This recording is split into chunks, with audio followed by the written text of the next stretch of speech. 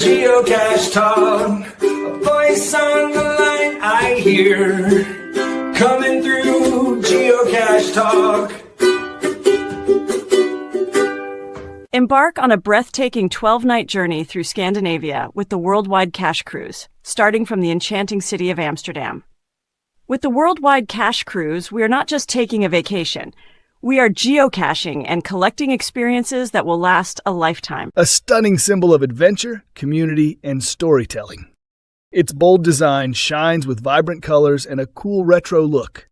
It's more than just a coin. It's a badge of geocaching passion.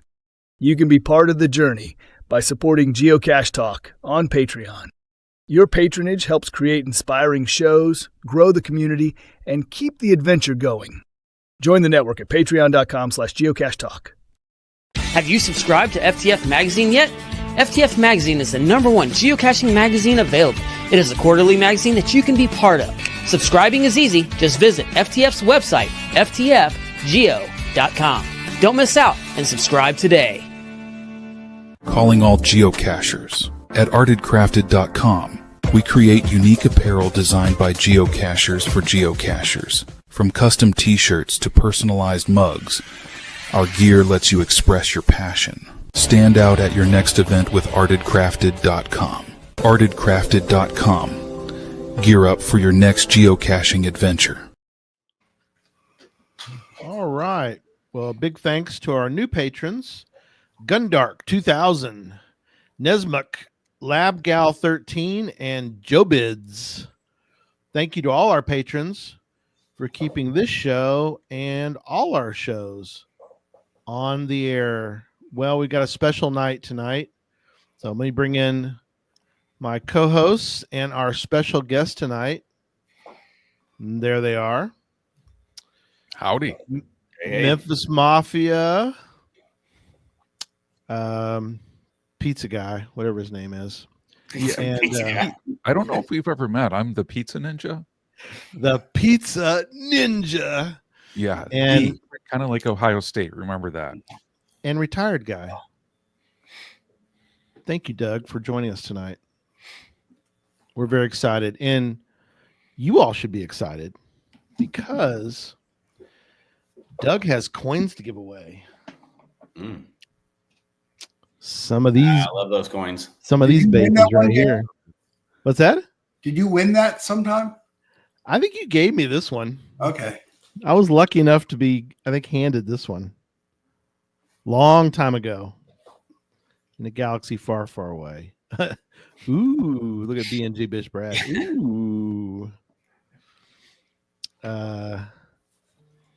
Yes. Lot of folks in the chat room. This is great. Very excited. We're gonna have a great night. We've got people who have said they met you at. We have a fellow Cache Odyssey owner.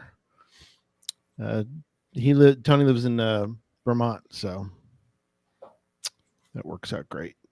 He's a Vermonter.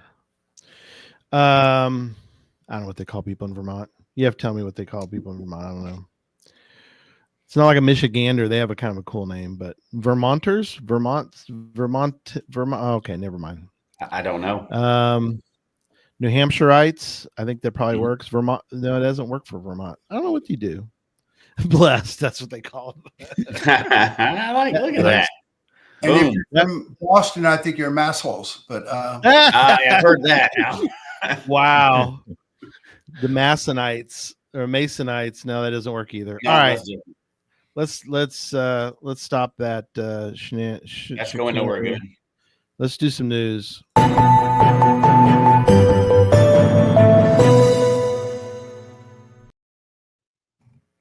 Have a plethora of news. So, John, take it away. Yeah, so we want to wish everybody a very happy Mother's Day today.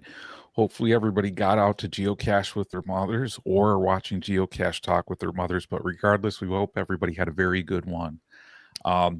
Tonight, and I know we're going to talk about Cache Odyssey a little bit more in detail, but the very cool thing, oh, and hey, Rick Dorsey, good to have Rick on board, is Cache Odyssey is now actually over 2,000 favorite points earned. Woohoo! which is amazing. Yeah. We're actually at 2,110 points earned as of today. Yeah. And of course, a big shout out to Doug. And I know not to spill the beans or steal Doug's thunder on some of the cool stuff he did on that one. So I know we're going to talk about it. Yeah.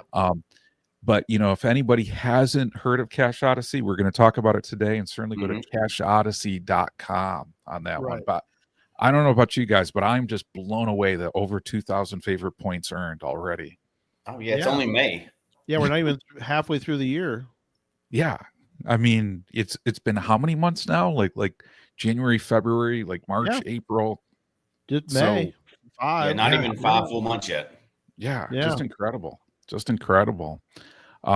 We wanted to talk to people may not have known about an update. It seems like it wasn't publicized broadly, but the official geocaching app out there was actually a new trail map update on May 6th. Oh, very cool. So if that's your app of choice, check it out. The real highlights of the change is better performance, better zoom capabilities. So that one's available to premium members on there. So if you go into your map settings, you can check that. And you can also take advantage of that for downloaded lists on that one. So perfect time of the year for that one, because I know for me working on trails, knowing trails is a good thing. It's always good for trail safety as well, too. Very cool. Yeah. And then another big thing, and I wish I had pictures of this, guys. I don't know if you do, but the Mingo plaque is back. Yes. There was actually a picture posted on LilyPad, which I was going to pull down, but I haven't pulled any pictures out of LilyPad yet. So, but there was one posted on LilyPad from somebody that was there at the, at the, I keep trying to say mega, but block party. Mingo Madness. Yeah. Block party. I'm very aware that I was both unable to attend and that it was going on because my phone blew up a lot. Everybody logging. So the past ones, I have the Mingo plaque comes to me, which is a huge accomplishment for the community, not me. People got together after it was stolen. Everybody knows this story, and raised funds to be able to put it back up. Right. So as those are coming in, that's usually 2 each, right? One for the virtual part, one for the log. There's also some labs that all of us took part in doing for last Mingo. And there's the plaque right there. Back in place. That looks great. Isn't that awesome? It looks so great back on the stand. In the back of it, there's a virtual still. Right? Yes, it is a virtual. Yeah. The plaque is a virtual, yes. And the instructions are all on the cache page in a bunch of languages. So people are there, they're excited. There's some good picks on LilyPad. LilyPad's going off right now, in fact. That's really okay. I mean, I love it that people out there, they're really enjoying themselves. And I know we didn't cover that one as much as we should have, but Ryan did an awesome job with that one too. There's a photo that just hit LilyPad. So very cool. Let me see if I can bring this up, guys, on here. Yeah, right here. There you go. There you go. Perfect. Awesome. Yeah. So how cool. I mean, big shout out to Ryan Simmels for working on that, getting the donations up and running. Of course, he did. Big thank you to everybody who donated, because I mean, I think after Ryan put that out there, that funding campaign, I want to say it was just a matter of like a few days to meet that goal. So I mean, that's just so incredible that members of the geocaching community stepped up to help make this happen. The back of the plaque looks really cool too. I can show you real quick. And then be careful what you show. Okay, that part's fine. That's easy. That's a list of all the people. Don't get carried away. It's all the people who supported her on the back. So that's kind of cool. I like to highlight this one because originally it was Ryan and the whole Geocache Talk crew. He's kind of an unofficial member of our crew anyway. Got together, raised money, did it kind of silently. It got stolen. Ryan spearheaded it. The community, it's really that plaque really belongs to the geocaching community because they raised the money. Absolutely. To put it there. The first one we kind of dug in our pockets. We couldn't do that twice. The second one, the community put it together. And even though that plaque has been missing for a long time now, it's finally back together. It's already over 658 favorite points. So Wow. a lot of people really enjoy that, and I hope this time it stays there forever for people. There are some increased security measures. I'm not going to say what it is, but there may be some groundhogs out there that are armed. So if you try to steal it, you might get shot. That's good. That's a secret. Only Ryan knows about that one. So, yeah, real happy to have that back. That just shows the kindness and support of the geocache community in general, right? Yeah, 100%. 100%. Yeah. And moving on to the next topic, Gigastock on this one, GeoWoodstock. I know Gary, Doug, and myself will be in attendance at Gigastock, so we're all looking forward to that. Couldn't miss it. Oh, yeah, where'd Memphis go? He left us. I was sad. I didn't want to cry on screen. We understand. We understand. One day I'll make it. Yeah. Jesse, you just got to let us know when you can actually attend a Giga, and let us know. We'll promote the heck out of it, for sure. Well, starting this summer, I'll be an empty nester, so there shouldn't be any young kids. So we just need to have a bunch of Gigas before my kids start having grandkids, and then I'm set. Okay. So we're calling it next year will be a Giga. You've heard it here first. Watch there not be another one for like 20 years or something. No. Not your mouth, Gary. No. What is wrong with you? No. we have to put him in put Jesse in a wheelchair. He won't know it. He won't even know what's going on. We're just gonna have to just pull him in there, and he's gonna be like, What's going on? We're at a Giga, Jesse. I'm not above going to one outside of the country either. I just need to make it happen. Yeah, that's true. That's true. Those do happen. Mm-hmm. Yeah. Okay. Keep on trucking. Yeah, so keep on trucking on here, guys. So the big one we just want to mention again is LilyPad Chat. Yeah. So LilyPad Chat, if you have a phone, here's a QR code that you can use to join LilyPad Chat.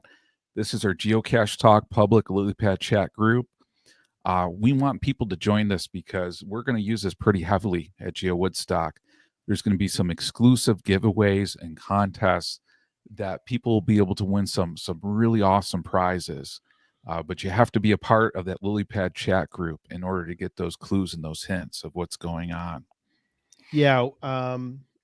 At some point, somewhere between Wednesday and Sunday, John and I will be available to hand out prizes, and you're gonna have to find us. We'll be on LilyPad. We'll be visible, and you're gonna have to find us.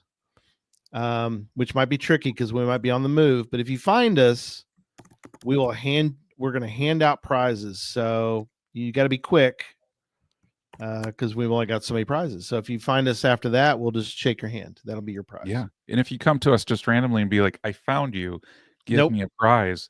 Nope. There may be some secret information you have to tell us. Oh, yeah, I like that. Find out about. Exactly. If you're in that LilyPad Chat group. So you're going to want to join that way before Woodstock. We already got a really cool group, a couple of cool groups on there having like a whole lot of fun. Yeah. Silliness. Such silliness. Very cool. All right. Yeah. Keep on. Absolutely. Got a few more news items, then we'll get Doug back and get him on. Yeah, absolutely. So one thing we do want to tell people is we actually do have a new virtual reality geocache. So on Puzzle Talk last week, we talked about virtual reality caches. Cool. And we have another one. Mr. Tom Brotherman published a virtual reality geocache. So just a reminder to folks, if you put out a virtual reality geocache, let us know on here. We want to add it to our bookmark list. And on here, we have and I got to tell you, I don't know about you, Jesse, but I mean, these caches are getting some really good favorite points out there. Well, yeah, I mean, all credit to you for starting it. And then I shamelessly copied you. But here's what the exciting thing is. Now that more people are doing it, they're getting more creative, right? With what they're doing with it. And that's the idea, right? Keep doing it, spread, bring something new and fun. And I hope that in, 6 months, they look back at yours and mine and go, those are kind of pathetic. They're way better than this now. I hope they keep expanding and getting more creative and more fun. And they go, these were basic, but that's the idea. And they're getting cooler and cooler. So yeah, absolutely. And I mean, and for you and I, Jesse, it's like when we were talking about it, we're like, let's see if HQ will publish these. We won't know until we put some out there. And then, you know, yours published quick. Yes. You must have had a better write-up than me, is all I can say. Because mine took a little bit. I don't know. I'm like after that, I'm like, man, Jesse's got to be on some like geocache like watch list or something for like publishing. Yeah. Now, all joking aside, though, my reviewer did what they were supposed to do. They were a little bit questioning. They talked to HQ about it, so we got like an HQ official opinion before it came out. So that was awesome. And I appreciate that a reviewer didn't just. What would have been bad if 2 or 3 reviewers rubber stamped it and then one finally asked HQ and they said no, right? And then we're dead in the water. So these are good to go and they're going to keep going. So that's awesome. Yeah, absolutely. We lost Doug. He's jumping back on. So there he is. Here he is. Nope. Speaking of building of dramatic suspense. Exactly. Yes. Yeah. There he is. He's building up the excitement. Right. He's back. I was pressing on some wrong buttons. That's okay. That's okay. We have done it as well. All right. Well, we're very happy to have Doug along tonight. You're always busy. You know, when people think retired guy, they think of some guy sitting in a rocking chair on a porch somewhere, just kind of. You should see my pink fuzzy slippers. Yeah. Usually he's you think of somebody who's like, gumming their oatmeal or something, but not Doug. He and his wife she's probably like, can we take a break from all this? No, she probably loves it. She loves the travel, doesn't she? We love travel. She puts up with me sneaking away from our main trip to go get another country or whatever it might be. But we love traveling the world. And I go, all right, so the best way to get to this point is we have a stopover in Morocco. It's right on the way. Morocco. It'll be perfect. Of course it is. Yeah. I'm gonna bring up my screen too, because I want to be able to talk through some things. We've covered in the past, we've covered a lot of Ms. Pac-Man things, but there's always another little trivia or a little tidbit that you want to share. So tell us a little bit about on a wonderful Mother's Day. Tell us a little bit about this picture right here. So if you first look at the background, you'll see this character with legs. It is Pac-Man with legs and a blue eye. And that was the original game that we developed being called Crazy Auto, that was going to be an enhancement kit for Pac-Man. And that's how the whole thing began. And we went out to Chicago and met with Bali Midway, the company that produced Pac-Man in North America. And we presented it to them. And at the time, Pac-Man was just finishing off production. They had made 110,000 cabinets, and put that in perspective, that's $2,500 per cabinet. So $250 million worth of Pac-Man cabinets. And they had no follow-on. They were about to issue pink slips to the employees in the production line because they had no game to make. Bali themselves, Midway, their subsidiary, had no product to put in. And Namco, who created the original Pac-Man, had moved on. And so they were getting ready to lay off people. And we showed up with the concept of Crazy Auto. And that's the character you're seeing with legs. Yes. And what I always say to people is, your intelligence, your skills, and whatever might be good, but luck and being the right place at the right time is the most important. We walked in at the exact right time, and they looked at it and go, oh, sequel. And so Crazy Auto became the sequel to Pac-Man. Yep. And they looked at it and said, okay, this is great. But we were trying to avoid using the Pac-Man name for copyright issues when we were coming up with it. And so we had this character named Crazy Otto with the legs. And once we were doing a deal with them, they said, well, now we can use the Pac-Man name. We might as well leverage off of it. And so quickly, Crazy Otto, the guy with legs, became Super Pac-Man, which made no sense whatsoever. But it's what people do without even thinking. You know, the next version, you've got version 1, and then you got Super 1. And you just increase it from there. But in the game, we have 3 intermissions. After you clear a rack or a maze, you get to take a break and watch a little cartoon. And we had put in the first intermission being they meet, and a female character and a male character come together and they meet. They chase. The second one is they meet, and that's what you're seeing up on the screen right now, where they come together and the heart goes above them. And this became suddenly the inspiration of saying, well, the sequel to Pac-Man should be a love story. We had already created this. It was actually 2 of the characters with legs. And so it became a love story. And the obvious name was going to be Pac-Woman, which just did not roll off the tongue properly. It sounded like Superwoman or, no one really liked the name, but it was an obvious follow-on. Yep. And we're talking right now, we are 3 days away from going into production. Oh my gosh. It's being called Pac-Woman. And then someone goes, that just doesn't work. And it got switched to being Miss Pac-Man, MISS. And if you scroll down a little bit, the third animation, which came out after they met, was a stork flying overhead and dropping a little basket of joy or a little bundle of joy. And out pops this little baby Pac-Man. And the baby Pac-Man is greeted by the mother and father. And suddenly we realized, this was 20 years ago, by the way, that you could not be out of wedlock and have a kid. Right. And so Miss got thrown out very quickly. We're now 2 days away from production. And the game gets changed to Mrs. Pac-Man.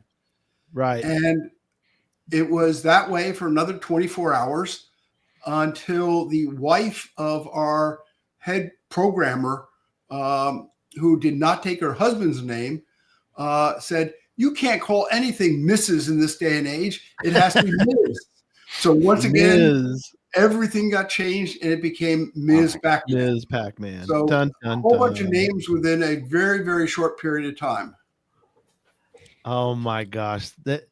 I can't imagine, because when you say going to production, going to production, I mean, there's a lot that goes into, a production. So, I wonder if Bali has any. I wonder what they did with all the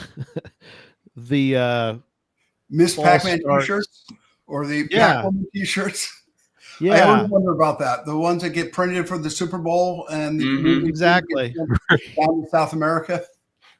All those teams, Doug, that lost to the Patriots all those years, all those shirts that, the joke is they always end up in Africa and for free, kids get a free shirt kind of thing. And, I've actually traveled. I've seen some in South America before.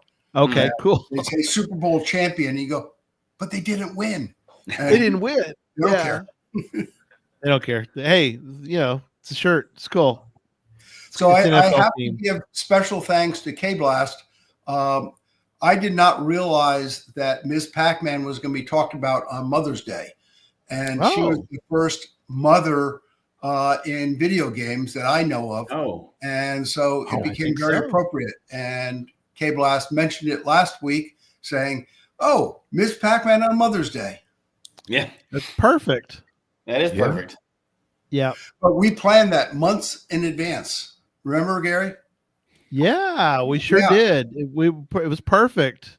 I think it was Jeffy's idea, and then John came in and helped it along. And better.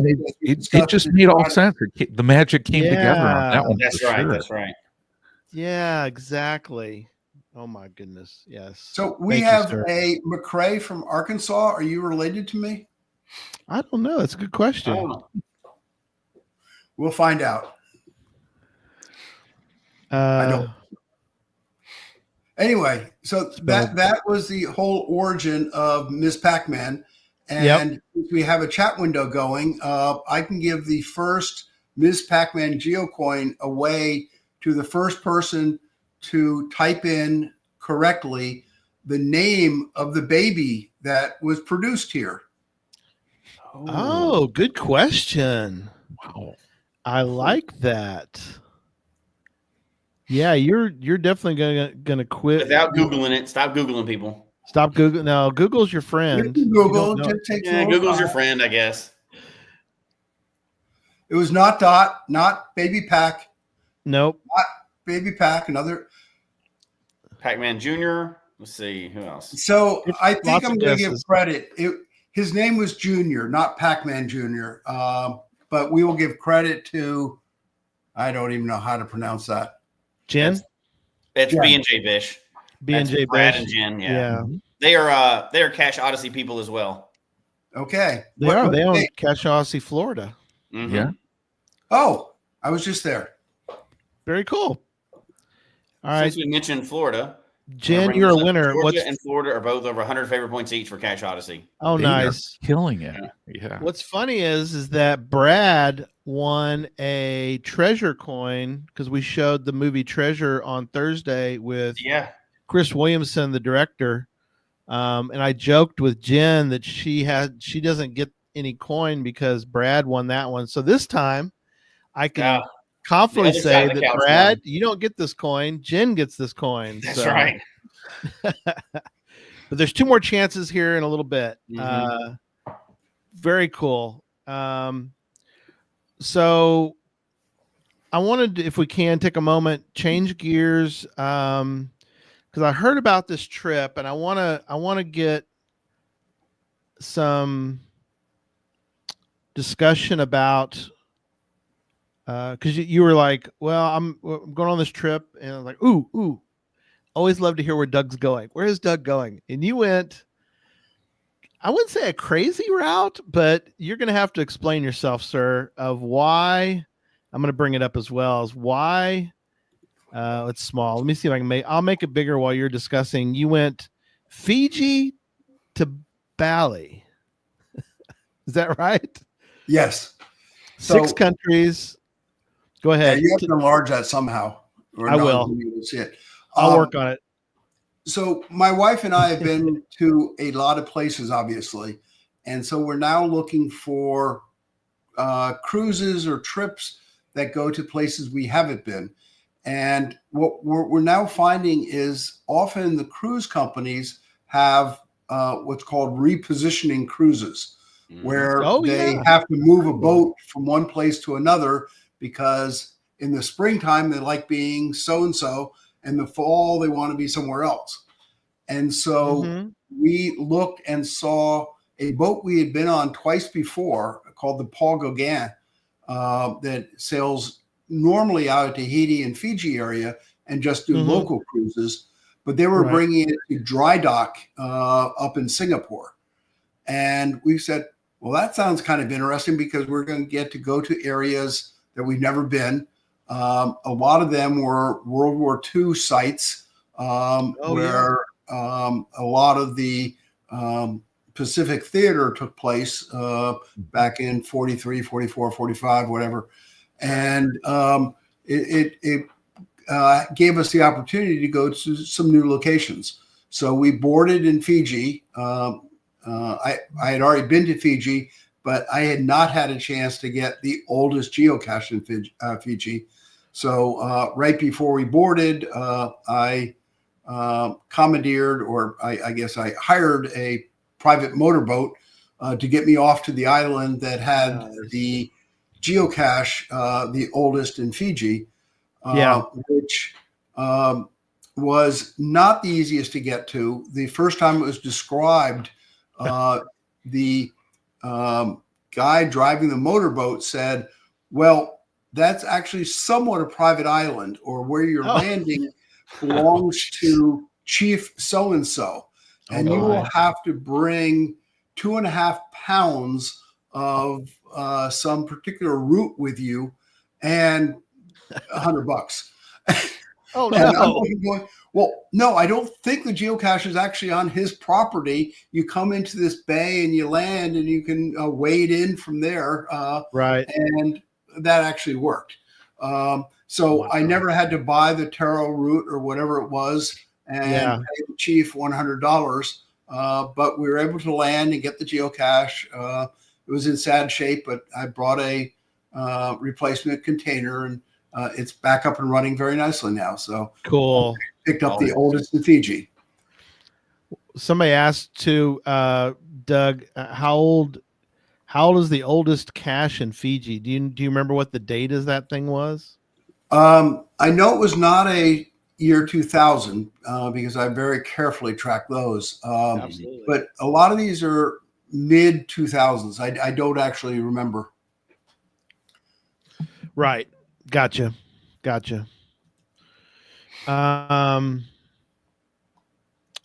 Jesse's helped me out here. Where am I going, Jesse? View. Sorry.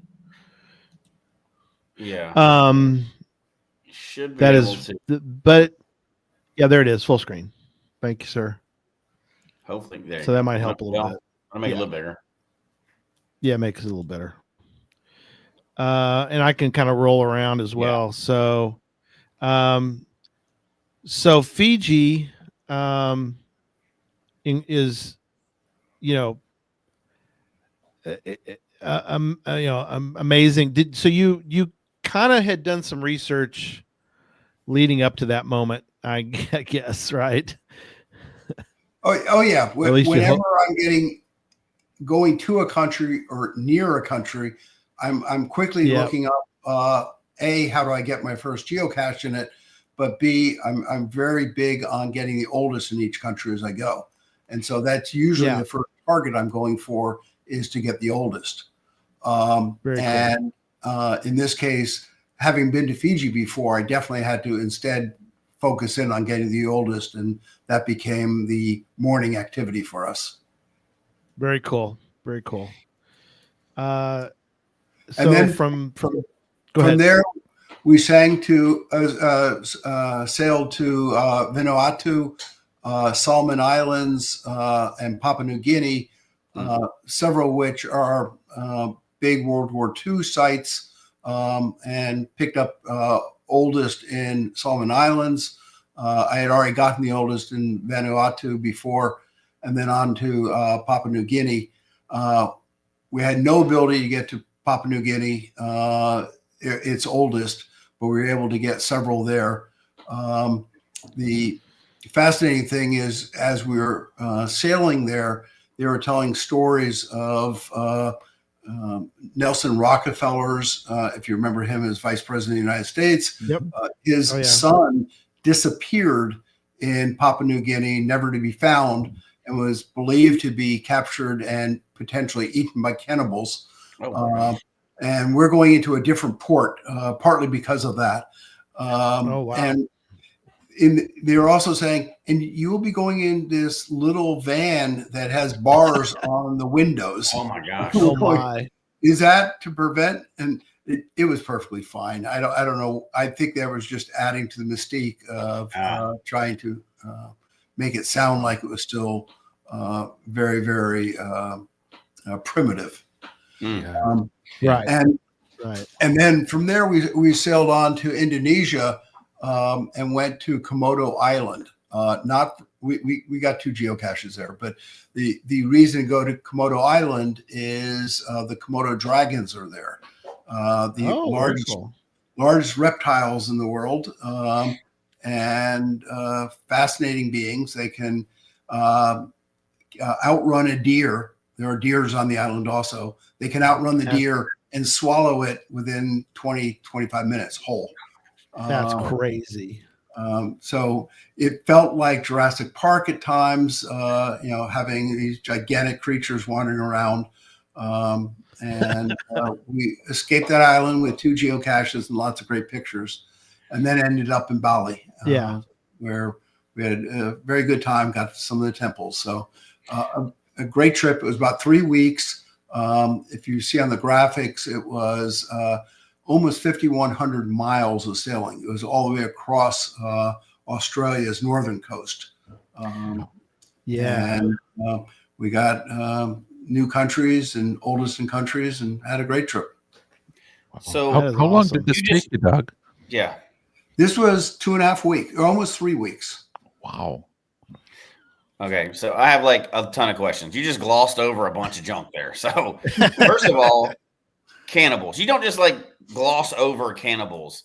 Are there still tribes of cannibals in the area? Is that a legend? Do they currently exist? Did you see any? And so the geocaches we went for had the cannibal icon on them. No, were you warned not to accept any dinner I invitations mean, like, while there?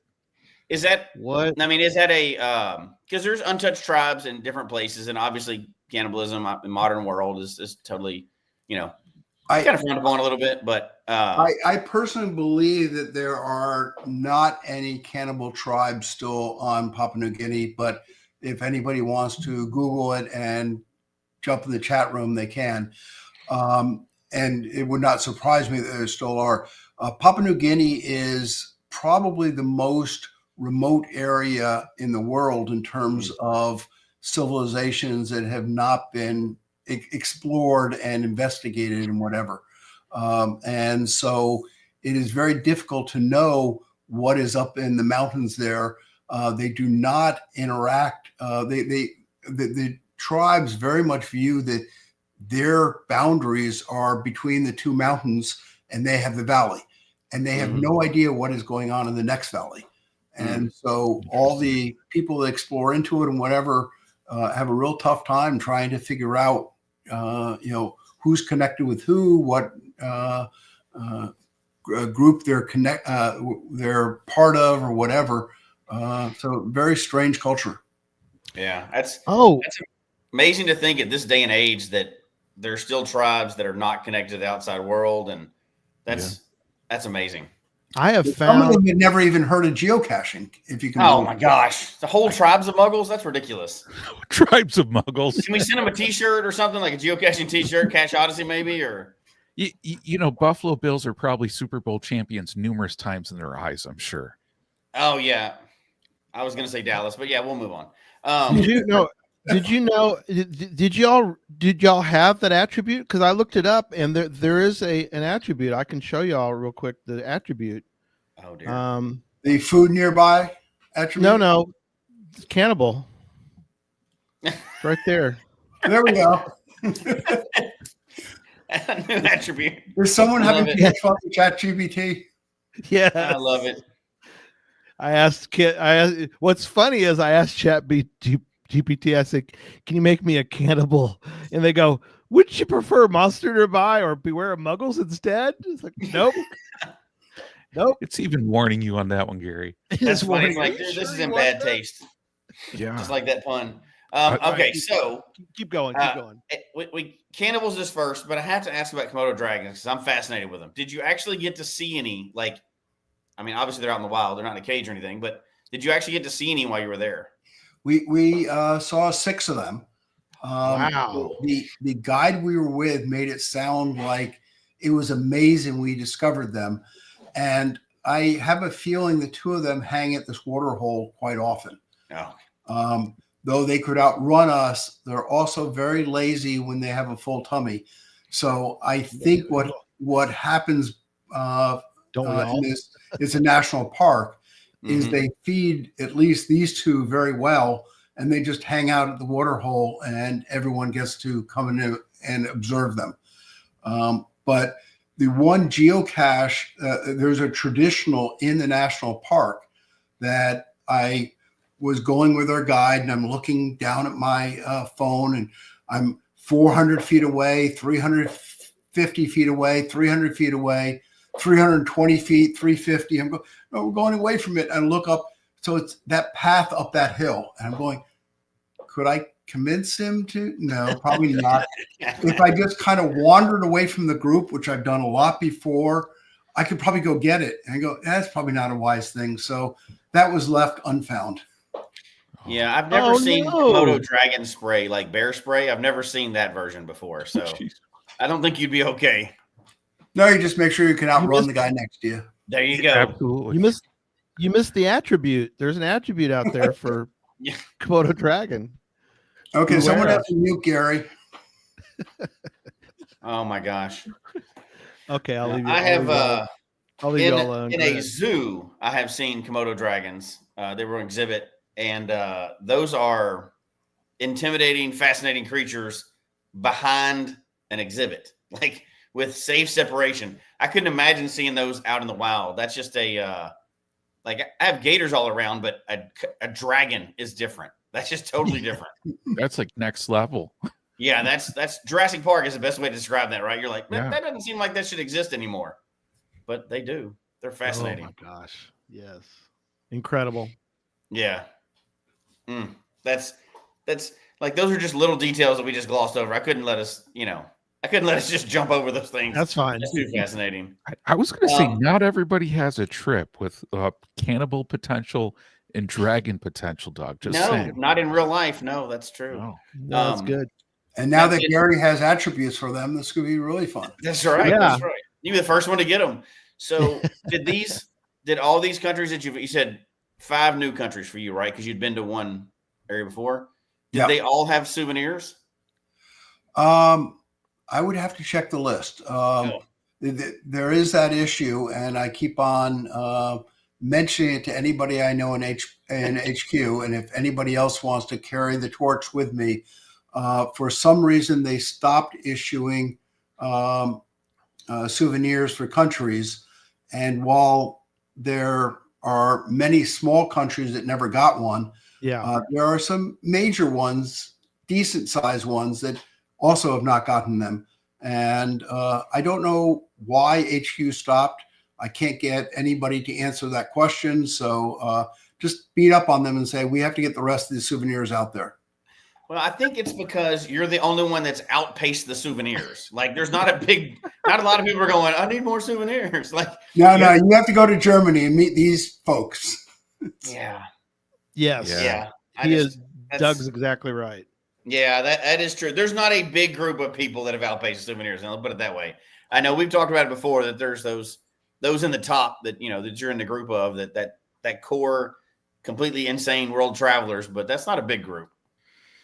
But you're right, though, Doug. There's you probably are missing quite a few. If they've stopped, I mean, you're missing quite a few countries that could be caught up. And I'm not sure why, because for Podcast of Hope this past year, we had on Ains and Roxy. We could ask. They're graphic artists for HQ. I could shoot them a quick note. But the graphic artists are not part of it anymore. All they're doing is grabbing the international flags. Oh, are they? Okay. You're not creating special artwork for it anymore. Oh, interesting. I think all that happened is whoever was in charge moved on to another project and forgot about them. Yeah, and forgot about them. No, Gary can make them all in the next 5 minutes on ChatGPT. He'll just email them to him and say, put those in place. Stick this on HQ. That'll work. Sounds like he's already got a good couple of graphics to put in there for sure. We got a few attributes we want to add on. So, and the question's kind of being answered in the chat room anyway, but you also sparked some interest with the repositioning cruises. Can you tell us basically what that is? Yeah. Not everybody knows what that is. So as I was saying before, this particular boat generally sails either out of Tahiti or out of Fiji, and moves around the South Pacific. But it was being sent to dry dock in Singapore. And so they put a cruise going from Fiji to Bali and then sailed empty from Bali to Singapore. And a lot of cruise ships do that, or they'll do a repositioning one where they're just going from their winter area to their summer area. Mm-hmm. And they are the ones that tend to have the bizarre countries to visit. Or the different itineraries than just cruising around to the 5 Caribbean countries you might have been to already. Yes. And so when you're looking for bizarre ways to get to countries, these repositioning ones are fun. Yeah. We've been looking at those ourselves. They're pretty fascinating. Sloth 96 mentioned that. Yeah. Most of the major cruising websites have lists. Oh yeah. But you're right. It is different. Pathfinder 33, Charles, he and his wife were on one.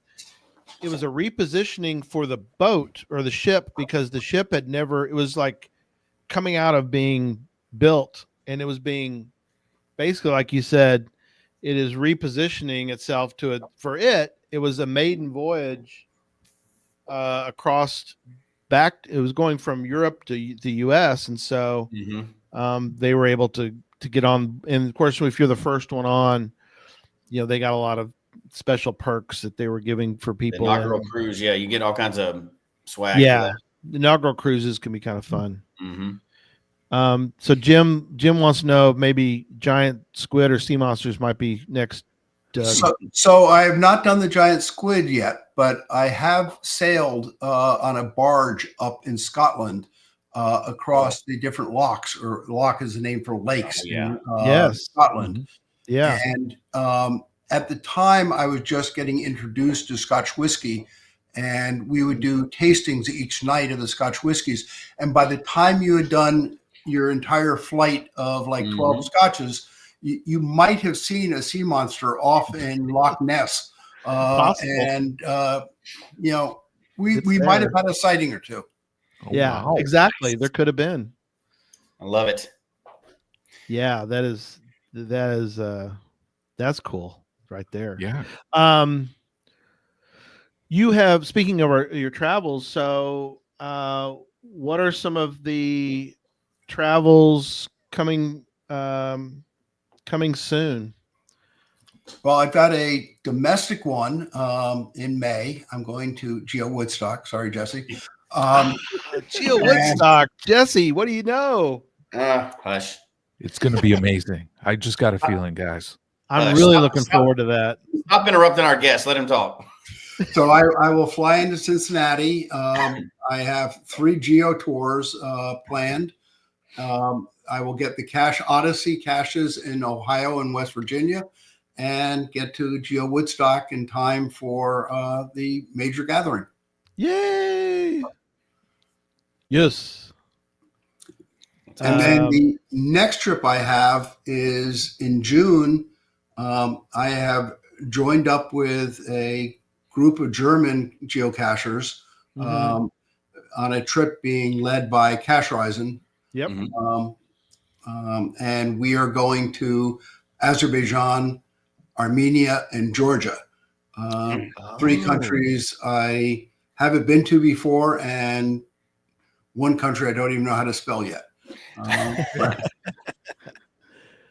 And that'll bring you up to... That brings me up to 157 countries. Oh, 157. Let that sink in a moment. That is amazing. Doug, you are my inspiration, without a doubt. I'm nowhere close, but I'm going to chase you for the rest of my life trying to catch up with you. It's fun. And then in August, we have my wife and I are doing the Great Migration Safari yet again. We did it with our kids years and years ago, and we have some friends that desperately wanted to go, so we had our arm twisted and we were agreeing to go. Cool. And from there, I am heading off to grab my very last year 2000 cache. It is the Rift Valley one in Kenya. At North Zero or South Zero, depending on how you view it. You want to look at it. And East 36. Very simple coordinates, right on the equator.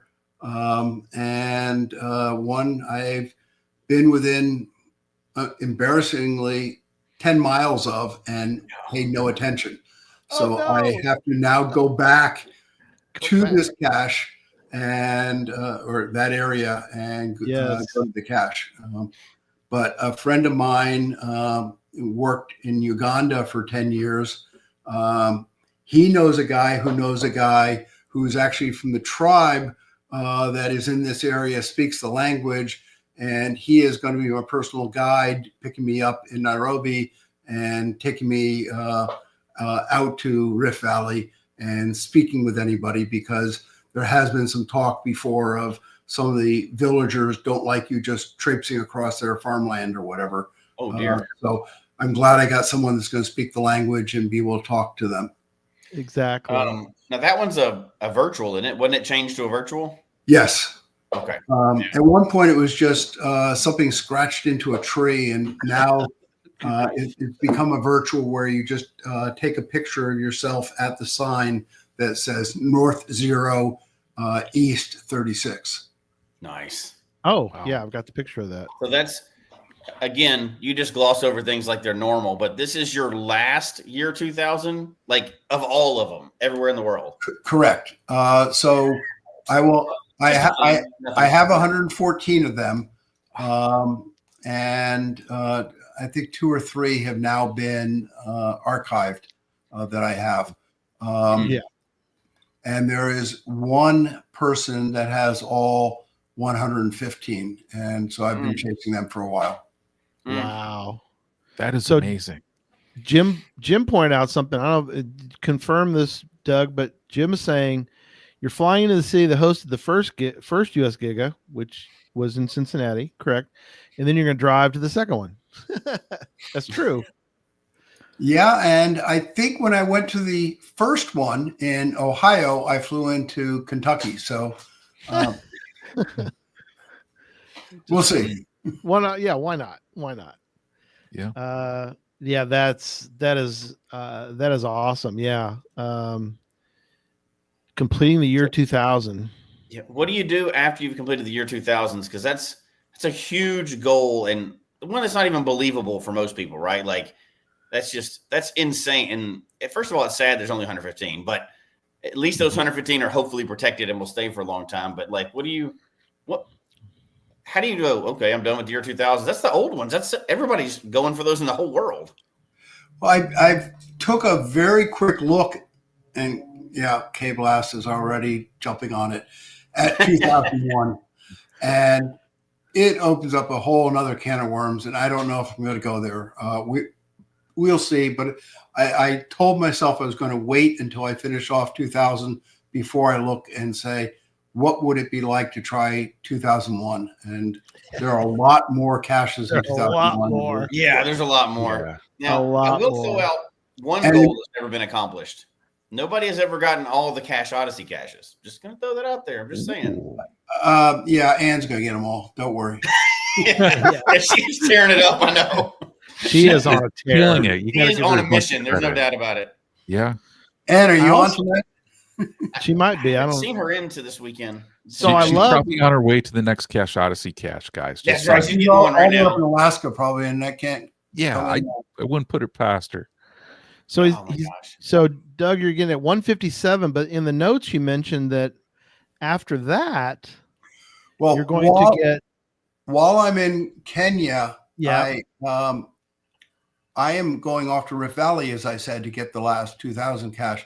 Right. And my wife is not just going to sit around in Nairobi, so she planned to go off to the Seychelles to go scuba diving, Oh, cool. and with our friends, and her brother and sister-in-law are also flying in.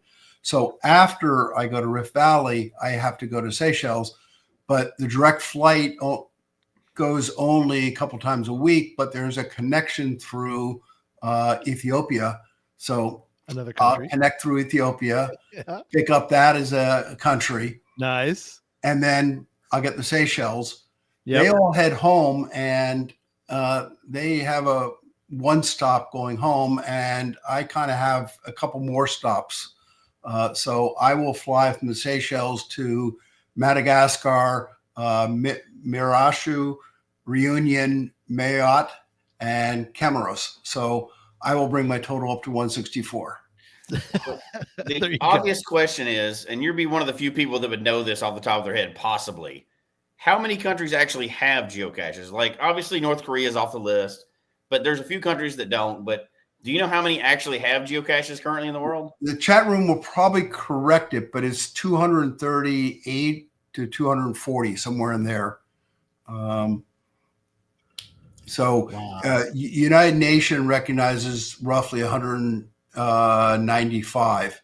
Yeah. But we count a lot of countries as geocaching countries that are protectorates. So Gotcha. Puerto Rico is a country, even though it's technically a protectorate of the United States. Right. St. Martin is a protectorate of France, but is counted as a country. Yeah. And if you want a really bizarre one, and people can go get up in the middle of Canada is a country, according to geocaching, called Saint-Pierre-Miquelon. And it's right in between kind of Nova Scotia and Newfoundland, right out in the water. I came across on the ferry from Newfoundland to get to it. And the first thing I did when I got there, realized that they only accept euros. And so I went to the ATM, put in my Bank of America card. Right. And it got rejected. Oh. And there's a second ATM next to it, also Bank of America. I tried that one. And there's one of those phones. You always go, what happens if I pick up this phone? Yeah, what happens? I pick up the phone. Bank of America, what's your problem? Yeah. I go, well, I'm at one of your ATMs and won't give me any money. And they go, where are you? And they go, Saint-Pierre-Miquelon. And they go, never heard of it. They're like, what? I'm at one of your machines and I'm trying to get money out. Well, how much money do you want? Well, I'm looking, for 200 euros or something like that. Where are you? I go, I told you. Saint-Pierre-Miquelon. Where's that? Well, it's kind of in the middle of Canada. Well, they wouldn't use euros there. I go, yes, they do. I'm having this stupid conversation, and the guy kept going, never heard of it. I go, you have a machine here. You have an ATM. Who's on first? Finally goes, all right, well, because you've been a loyal customer of Bank of America, we will grant you 100 euros. I go, okay, I'll take it. Okay, whatever. Great. Yeah, whatever. That's Make funny. The machine spit money out right now, please. Thank you. Yeah. Wow. It was one of their machines, right, Doug? It wasn't like a generic one. No, it was a Bank of America machine. That was the ridiculous thing. Yeah, you're like, I'm at your machine. I picked up your phone and you answered it. Wow. I've never heard of that country before. But hey, that's good to know, though. I'm sure there's a cruise that goes close to it. It's another geocaching country. Go hit it. I'm in for it. I'm all over it. And it's potentially, if you're there 2 days, you can probably clear all the geocaches in it. Last time there's a challenge for that. But there's a couple different islands you have to get to. I was only there for 3/4 of a day and could not clear it. It's a little tricky. But yeah. Strek 2 says it's part of France, so that's why they use the euro. It's a French protectorate, yes. Yeah. Yeah. Okay. There you go. Yeah. And they spoke French to me and made me get euros, so they were very French. Okay, of course they did. That sounds normal.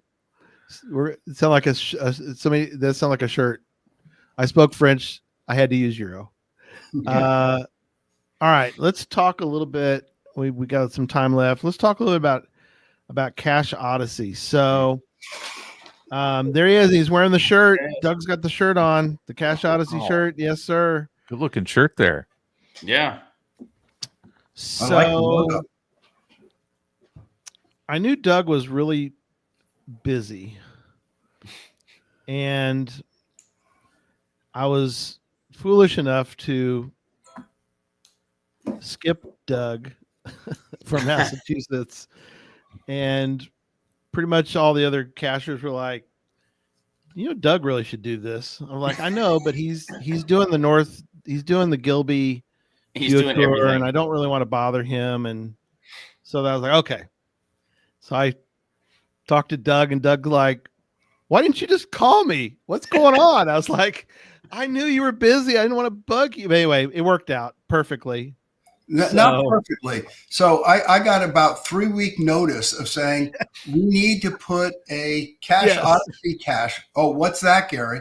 Oh, it's a big cache in a public place with a terrain rating of 1 somewhere in Massachusetts. Okay. And so I shotgunned it. I made a challenge. Contacted 12 different places in Boston, all saying, how about I place a cache at your company, your business, or your public place? Nope. And 11 of them failed.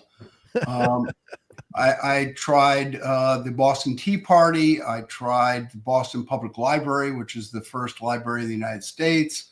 I tried the New England Aquarium, where we were going to have a 6-foot dolphin mailbox statue. We had it all worked out with the president, but then facilities jumped in and said, well, we have this long-term plan and it doesn't fit it exactly. Can you wait 3 months? And fortunately, I had reached out to Harpoon Brewery, which is the oldest, not necessarily the oldest brewery, but got its license as 001 in Massachusetts as a brewery. That's right. And they're right down in the Seaport District, and really, really cool people. They put in 2-story high slides and pickleball courts, and have Oktoberfest parties and everything. And so I approached them and they said, that sounds great. It sounds just like us. And so I said, all right, so that is going to be my location. And I had done the Gilby Geo Tour 2 years before, where one of the caches in that was a beer keg at a brewery. And it had a door cut open in it. And of course, it was done by Chad or Tricacheus. Yep. And I said, that was really cool. This is the perfect thing I need to do. So I contacted Chad, and he pointed out the fact that back in the old days, you could easily just take an angle grinder or something like that and cut into the kegs, because they used to be made out of aluminum. But they're now all made out of stainless steel. And the tools that I'm likely to have in my workshop would not be able to cut into them. I did have a friend in Ohio, Protomoto, or at least his caching name. He has a plasma cutter, and so he cut the door in it for me. Nice. And what you're seeing right now is the cache with a door that opens up, and inside is an ammo can. This keg sits on the Harpoon property outside, where there are like 30 kegs. I bring you right to it, unfortunately. I thought it might have been fun to say, figure out which keg it is, but this one is heavily labeled with stickers and whatever. Yes. But I do make people figure out how to get the combination for the lock. Nice. And, very cool. I can spill the beans, since Gary is here, that the combination, you just have to answer the question, what goes with pretzels during Oktoberfest? And it's 4 letters. So you can figure that out. If you can't get that, then you need to stop geocaching right now. But yeah, Harpoon is, what's funny is those places you mentioned, Doug, are some places I've been. All of them have been great. And I do apologize for putting the thumb screws on you to get it done. So Happy quickly. Hot Dog gets a GeoCoin. He answered the question what the combination is. Oh, Yeah. there we go. Here's our second winner. I love it. Nice. Congrats. The secret winner. Was he the winner, Hodag? Was that the one? Hodag's the second winner. Yeah, he Okay, threw it good. up. I just want to make sure I get it right. Yep. Yeah, congrats. Very cool. But that is a very cool place. You're right, Doug. And the folks there they were really cool. We went to their tour they do of their facility there, and it is a great spot. The aquarium is also cool. If you're ever in Boston, the Boston Aquarium's awesome. Yeah, Boston's awesome. I love Boston. It is. I hope to eventually get one at the aquarium, but right now, having it at Harpoon was great. They are employee owned, and so have a great attitude. Yes, that is awesome. So, Doug also kindly, as we were, getting everything set up, he's like, "Hey, we could set up a leaderboard for this," and I was like, "That would be incredible." Yeah, it's awesome. So while Chad provided the inspiration for my cache, I do have to say, Yes, and I think he's on Sloth 96. yes, Provided the horsepower to get the leaderboard done. I awesome. contacted him at one point and said, "This is what I'm thinking." He goes, "Oh, we can just automate that. We're going to write this code and that code, and you just run this." And somehow he made it happen. And so he's the brains behind it. That's incredible. It's so cool, and it reminds me, Jesse, of a when you get into Project 86 and you start roaming around, and then 2 hours later you're like, "Oh, I probably need to stop, sorting around." But Absolutely, it's the same kind of deal, because now when you go to the leaderboard, you're like, "Ooh, oh, look at that! Oh, this person," and then you go down the rabbit hole of the whole leaderboard gets to be kind of this. Oh, wow! Now, hang on, and now I'm gonna bring it up real quick, because it's just. So while you're bringing that up, so I want to fun. say that obviously I'm a huge fan of Cache Odyssey and everything positive about it, but I don't think it would have been as successful as it has been so far if we didn't have the leaderboard attached. I think that added another level, because we are competitive by nature in geocaching, right? We love to fill out lists and achieve and everything else. And I think this added a completely different level. I don't think it'd have been anywhere near where it is right now without the leaderboard attached to it. Yeah. Well, geocachers love stats, and Yes. They do. I did come up with the idea, but all the work went from Sloth 96 of saying, "All right, this is how we actually code this up so it will work." And I had done it on a couple of my series in Boston and Florida. And when I heard you were doing Cache Odyssey, I go, "You guys need a leaderboard." Oh yeah. Yeah, we do. And kind of a stat question came up, and Sloth kind of answered it already, but I'm going to put it up anyway because it was asked of somebody in our chat room. But they were asked Odyssey leaderboard question for today: is there an easy way to track the finder farthest from home when they found an Odyssey hide? And this is coming from, it was asked of a cache owner. That's kind of the story behind that. So to find the furthest, the person whose home coordinates are furthest from the cache. Yeah, that's and like Sloth kind of already mentioned, it's pretty protected data, but there is that stat that's like furthest from home cache and stuff like that. So I don't know if that's so just general stat questions, but that was asked of an owner. The data that's available on an owner does not give his home coordinates. Yeah. So it would be difficult to do that. The furthest away cache that he has found. And, if you had a whole bunch of those, somehow you could triangulate, but no, that you don't know their home coordinates. Right. Yeah. That was that's kind of the feeling in the chat room too, but the question got asked, so they wanted to bring it up. But Florida's got the most right now, 192 favorite points. West Virginia will soon have the most. Yeah, I think so. I think you're correct. Yeah. I agree. That's going to definitely skew the stats without a doubt. I mean, it's going to go crazy. Yes. How can it not? Like, having a giga so close to an awesome cache like that, I mean. Yeah. Retired guys up on the list, though. Look at that. He's got 17 of them. Yeah. Rick Dorsey mentioned he's at 18, so he's halfway to Poe Ann. So. Rick passed me? Yeah, he did. Get on the road. 18 over 17. Captain Mass at 21. I'll be honest, I had to I helped his stats. I probably shouldn't have done that, but we went and found at Bamarama, we we drove to Mississippi and got Mississippi, and we then drove down to Louisiana. So we got those two. Yeah, that's what David says. West Virginia is going to be off the charts in 2 weeks. Yeah, it will be. Oh, Rick says he's got a plan. You should have kept that. You're sharing valuable information with the enemy there.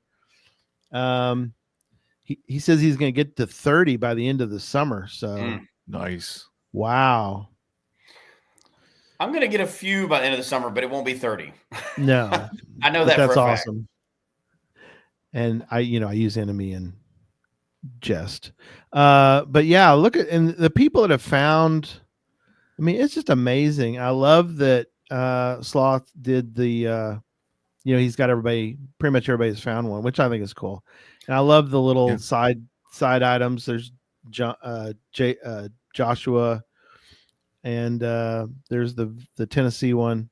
Yeah. You can kind of see some of the various pictures. Yeah, those are great.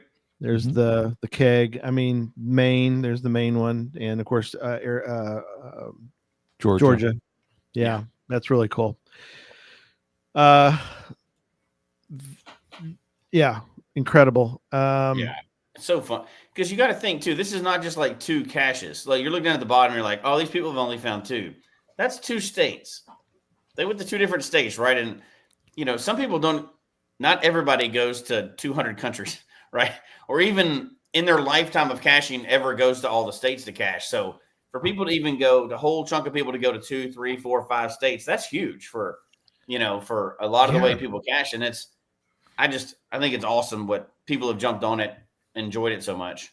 Well, I love how it gamifies it in so many different ways because, I mean, for Cache Odyssey being 6 geo tours out there, right?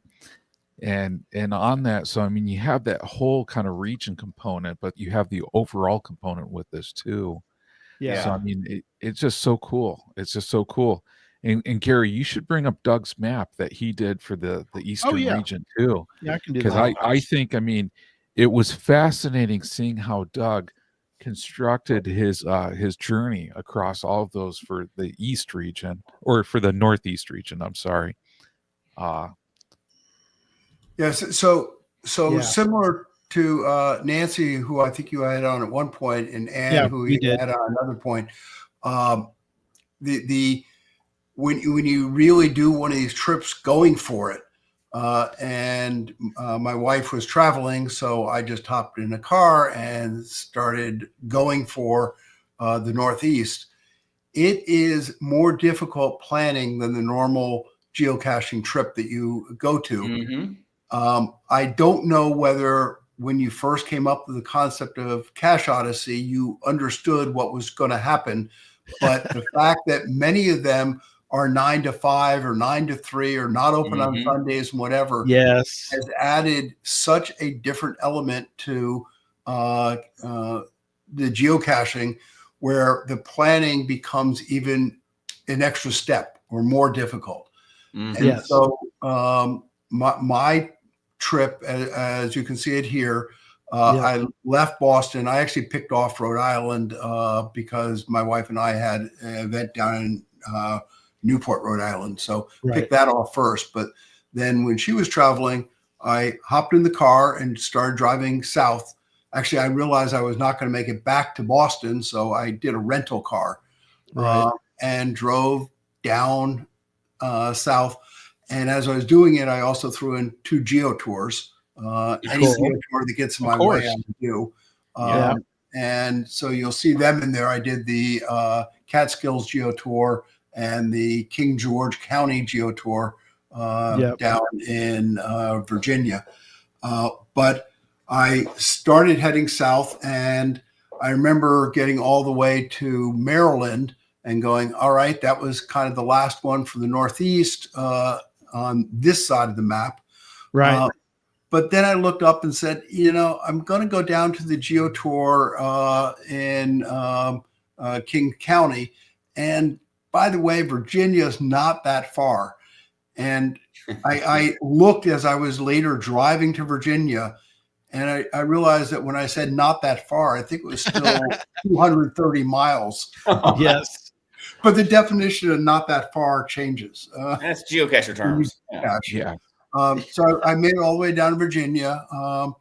Went back up, did the King George County Geo Tour, and then went to Dulles Airport, dumped my rental car, and flew to Buffalo.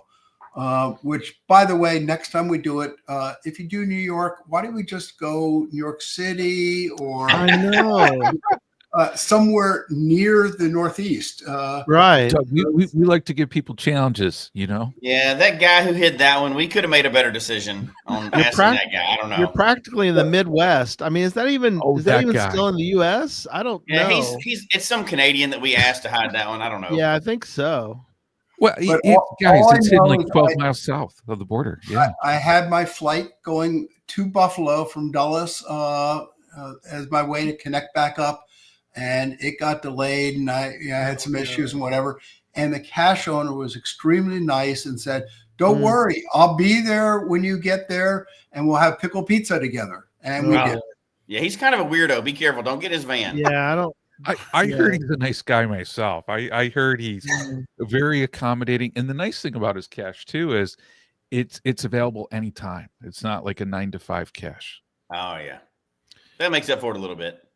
And I did fly in, and kind of expected this pickle pizza thing as rather ridiculous and whatever. And I will say, for the record, I was impressed. It was good. Doug. Thank you, Doug. You can't say that. Don't encourage him. Please don't encourage him. The pickle pizza is good. You know, do you realize what you've done? I mean, you guys need to give it a shot. Just saying. I mean, you know, hang on. We had multiple pizzas for Doug, just in case he did not want the pickle pizza. Doug has eaten at some of the finest restaurants in the world. You got to understand what's going on here. You corrupted him. And so, Doug is saying this. Go ahead, Doug. So I do enjoy all varieties of food. My wife and I have, in a 36-hour period, collected 10 Michelin stars, which is tough to do. That's a lot. We've done another 3-day weekend where we had 100 courses, going to restaurants that had tasting menus of 15 or 20 courses, and we were doing lunch and dinner and whatever. So we are professionals in stuffing ourselves. And, I'm not sure the pickle pizza would get a Michelin star, but it was tasty. Okay. That's a pretty good endorsement, Gary. What are you going to say about that? Yeah, anybody going to Geo Woodstock, Pies and Pints has an outstanding pickle pizza. Outstanding. And Sloth 96, no, pickle and pineapple do not go together. He's wanting to know. Curious minds. Yeah. Oh, that is correct, Rick. And we're starting to wrap up. But yeah, Doug's life sounds like it needs to be a turn. Well, part of it was a Netflix series. Yeah, just so happens. Just so happens you can go to Netflix. You can watch. Is it called Game Over? What is it? This is bad. What was it called? I don't know. I'll look it up. Hang on. I don't know. We've all seen it, and Doug was in it, but we don't know the name of it. Game on High Score. High score. That's it. Yes. Oh, okay. Yeah, so if you go to retiredguy.com, yes, one of the sections of it is Retired Guy in the News, and the first item on that is a Netflix special that was talking about the video game industry. And in the first episode, you can see what I did in my former life. It was very cool. Former. I like how you put that. Former life. Former life. Former life. Yeah, which is a crazy story too in itself, which we probably don't have time for. I think we talked about a little bit. Yeah. But yeah, go. It's a good series. It's got Doug, and it has Richard Garriott, which we've had on for Podcast of Hope, so he's on there as well. So we've had a couple Geocache Talk guests that have been on there. So that was kind of cool. Just saying. So, well, we probably need to give away a coin. I know K Blast mentioned Ready Player One. Yeah, it was definitely brought up in which is that's a great movie. Yeah. So Even better book. But anyway, we'll move on. That's a different yeah, he's discussion. right. High Score was here. It was. Yeah. Yeah, and Doug has a lot of things that Doug could bring up in a party game. So like, who here's been sued for millions? Not me. This is Doug. Well, I mean, I can join that list too, but we're not going to talk about that right now. No, That's for another show, Jesse. Yeah, that's for another show. that is for another show. But while you're on the topic, I have been sued for $5 million when I was 22 years old. And the height of my career, I had 13 lawsuits against me at once. Oh, no, I can't compete with that. And you told your dad about one of them, and he was like, "Really? Is this? Are you going to win? And if not, do you have $5 million?" Yes and no. Yes and no. Yeah. Oh, yes, incredible. Well, he's thinking of a question. Doug's thinking of a question. Go ahead. Go ahead, Jesse. Jesse's got one. Well, no, I don't have the question. I have a question for you, not for that. But while you were thinking about the question, there's so much to pack into these shows. Like, you've got 1 year 2000 cache left, which is like a dream. First of all, I love year 2000 caches. I always love having you on because it gets me so like amped up to go do all the fun stuff that I got years to get there. So I'll get there. But, and then the countries, that is so fascinating to me because like geocachers and travelers' dream is to get to all 7 continents, right? Everybody wants to do that. And then get to as many countries as they can. But nobody really says, like, I'm going to get to all of them. That's crazy. But, like, that's a realistic goal for you, that you're going to get to all of them that have geocaches. So what is, besides those 2 things, what else are you looking at? I know you're a souvenir guy. Is there any other crazy, which may not seem crazy to you, but for the rest of the world, it'll seem crazy. Is there any other like crazy things that you're thinking about maybe possible energy? Because you're going to run out of 2000s and countries. It's going to take a while, obviously. But I mean, you're killing all the geo tours. You got the souvenirs. You're crazy with that. Is there anything else out there that's kind of on the horizon that's maybe just a little inkling in your head that, hey, this is crazy, but I may want to try for it? Well, going back to countries, that is a very interesting long-term goal. And the reason I say long-term is it's not just takes a long time to get to all these places. Many of them, I don't want to step foot in for another 5 or 10 years. Oh, yeah. So I really do view this as a 10 or 20-year process and hope some government regimes change out and whatever. Turnover. Fortunately, I picked up I know it was Sloth 96. We picked up Ukraine and Belarus at the same time. And go, good, got those off because I'm not going to go there. Picked up Russia a long time ago. And unfortunately, I never picked up Venezuela. So I'm trying to figure out, okay, when will it be safe to step into Venezuela, right? And, it's true. My wife thinks I still step over the line a little bit in terms of, safety, but I don't think I do. And I'm still saying, nope, I'm not going into these countries at this time. Right. And so it is a really long-term, I view, maybe another 10, 20 years before I will be able to step foot in some of these. So I keep on looking for openings. I was scheduled to fly into Lebanon 4 or 5 years ago. And this is right as the Arab Spring was starting up, and I was in Egypt. And the night before, I canceled. Things were getting out of hand, and go, okay, not going there this time, and it may be another 10 years. So not there. Yeah. That makes sense, though. There's a lot of international politics you have to take. It's not just like going to another state. You really have to take real safety into consideration, and we hope that you continue to do that because that's. And Bloody Cool just jumped in and says, you have to enter all these countries legally or something. he and I, we're kind of running around in the country illegally at one point. So not the best of feelings. Yeah. Maybe we don't tell that one in public. Maybe you don't tell that story. That could be a private story for Doug at a fun event. Hey, Doug, question for you. I mean, with all of your experience, for people who have not traveled internationally in geocache, what advice would you give to them?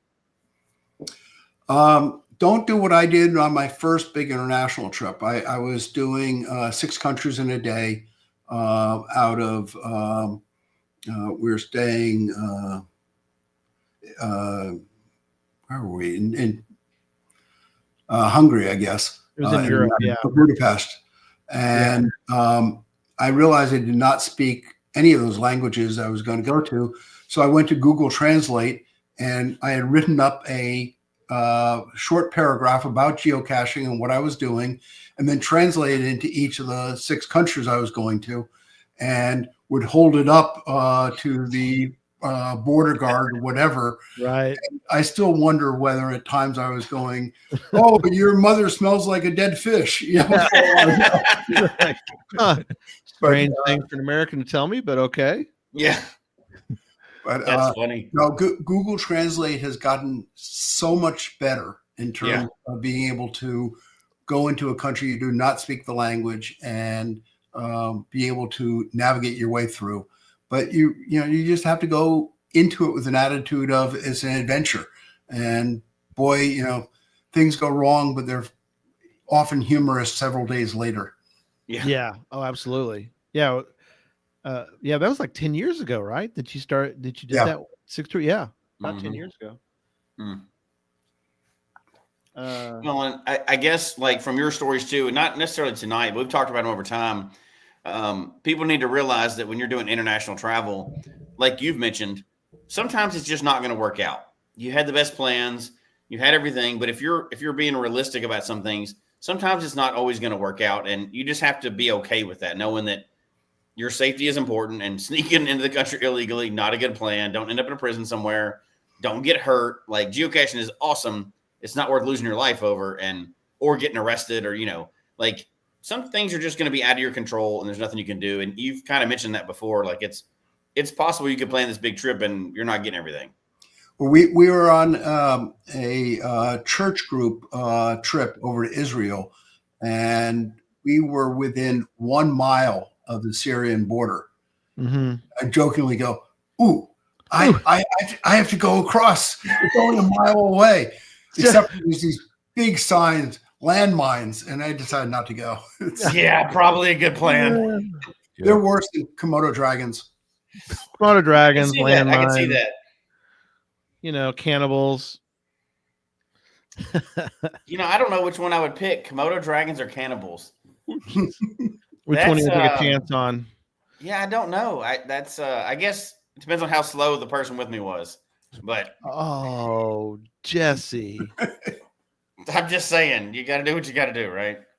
Note to self: if Jesse offers me to go with him to a trip where there's cannibals or Komodo dragons, I'm probably not going to go. Yeah, just be faster than me and you're okay. So all right. That's awesome. I'm always inspired by you, Doug. We are. That's awesome, the stuff that you're doing. It's just, it gives us inspiration. Jim wants me to do a landmine attribute. Attribute. Your chat GPT that is will going to take think you're 20 weirdo. seconds. Don't waste the time. That would be bad.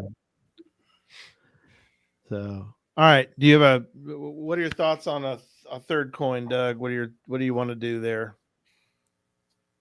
I'm trying to come up with a question. Good idea. I know a good one. It'll probably be quick though, but I love the story. And so if it's okay with you, Doug, if I could be the one to ask your question for you. Right ahead. What is so it's a 2-part. I want part 2 parts of it. Oh no, we just had this all right, 2 recently. coins. Here we go.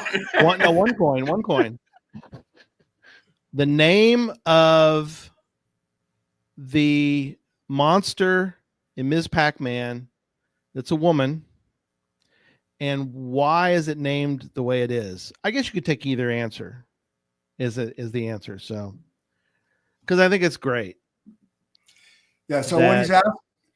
Oh, okay, somebody's already got it. Yeah.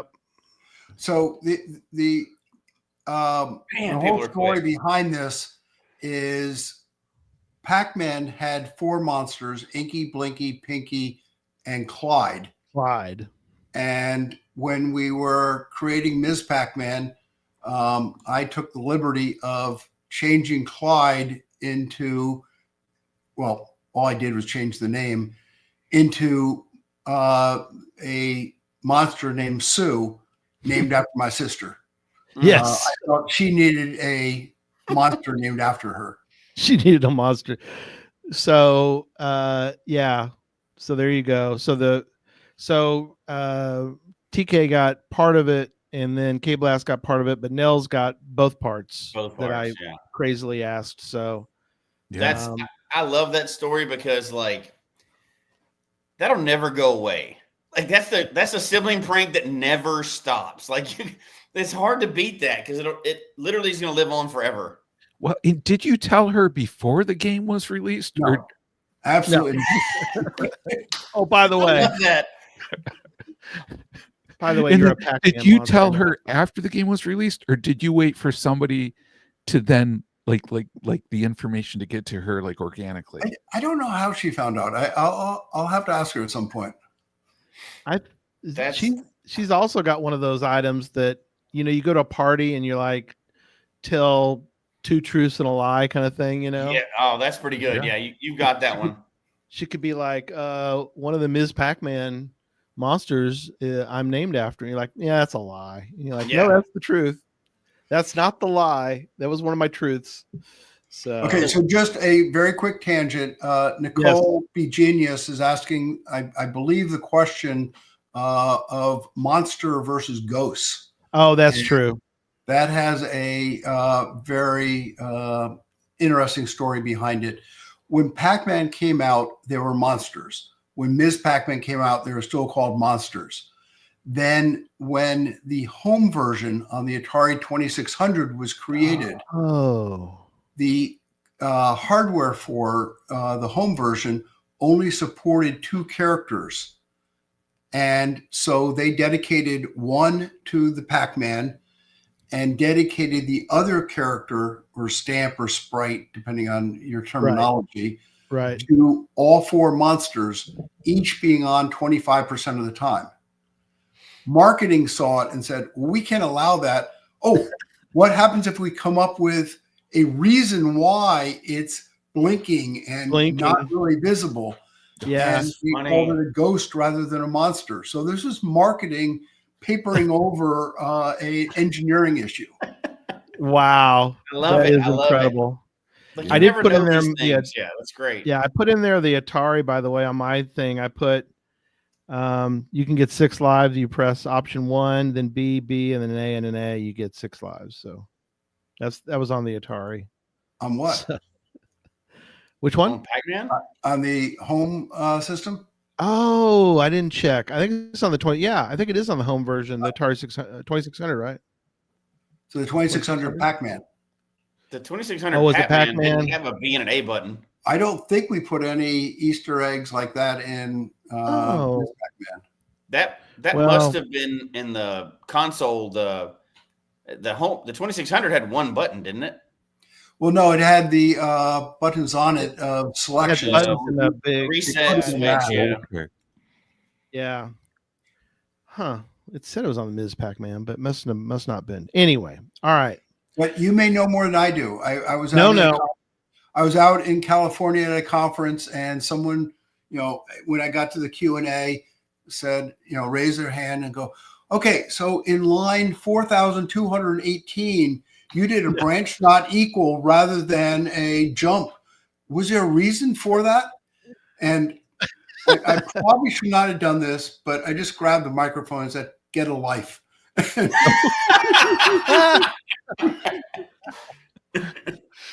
Oh, good grief. That's hilarious. Yeah, it probably was.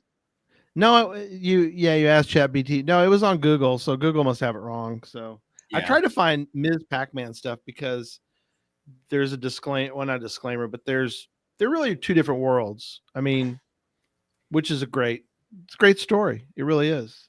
Yeah. Well, Doug, it was a great night. Good stuff. So much fun. I'm so glad for your latest trips and everything. So we'll try to link up for a few minutes at Geo Woodstock, and I won't force you to eat pickle pizza because apparently I'm going to have to for you because anybody. I think John and I are just going to be hanging out, munching down the pickle pizza. Yeah, I mean everybody should. I mean Pies and Pints, Pies and Pints pizza. Yeah, I made a pizza trip to Geo Woodstock to test pizzas beforehand. So Pies and Pints very good, and then there was like another like Mountaineer like brewing company pizza that was excellent too. Just saying. Awesome. Well, good deal. All right. Well, thanks. I'll get you the info and stick around for a second, Doug. After the show, we're going to wrap up, and we'll see everybody next Sunday. We don't have anything in between, do we, John? Or do we? So one thing we have coming up, Gary, is on May, not May 11th, but on this Tuesday. Today's the 11th. Yeah. So my dates off in the show notes is on May 13th, this coming Tuesday. Mm-hmm. We got Challenge Talk, and anybody going to Cache Fest, it's the Cache Fest 2025 challenges kickoff. But if you're not going to Cache Fest, you can actually do the challenges at home too. Oh, cool. One. So tune in Tuesday at 6 p.m. Pacific, 9 p.m. Eastern, and Tim and Emily are going to tell you all the details. Awesome. Perfect. Well, thanks everybody, and we'll see you on Tuesday. Okay. Good night, everybody. Happy Mother's Day, everyone. Yeah.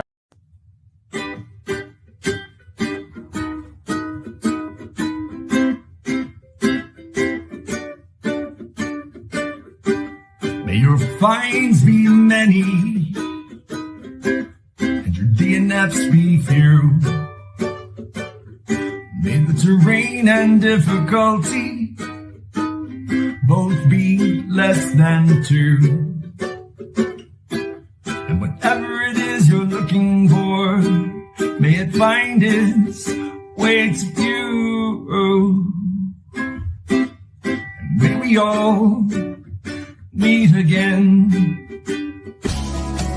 Folks, we hope you've enjoyed the show tonight. Please email us your comments at geocachetalk@gmail.com. Don't forget to follow us on Twitter, Instagram, and Facebook. The show can be found on Apple Podcasts, Stitcher, Radio Public, or Spotify, as well as at the Geocache Talk website. Don't forget to click that subscribe button below and ring that bell notification so that you can see and hear the show on a weekly basis. And tell your friends about the show. Get them involved with us in the chat room. And until next week, don't just talk about geocaching, go geocaching.